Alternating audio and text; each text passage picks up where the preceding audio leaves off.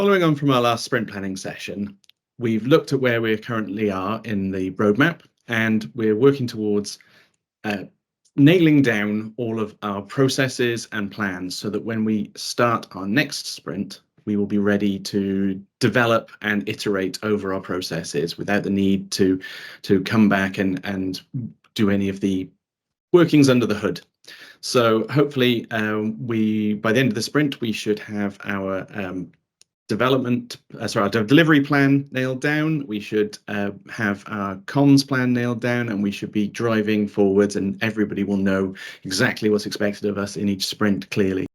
I think this is really important because we need to start to get a cadence as we go into the actual deliver, test, iterate phases, where we'll be in almost a production line of development.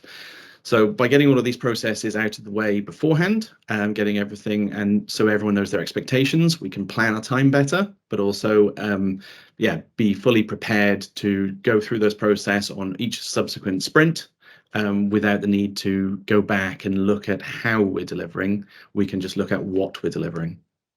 In this sprint, we've earmarked some time to actually go and look at the website and try and put some content onto our staging site so we can see exactly what the process is and also find out where there's gaps in that knowledge.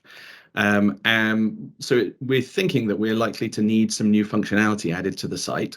So this will help us identify that and work out exactly what we needed, whether that be changing the way that we do the navigation or so on, which will give us a clear idea of what features need to be developed within the site for that.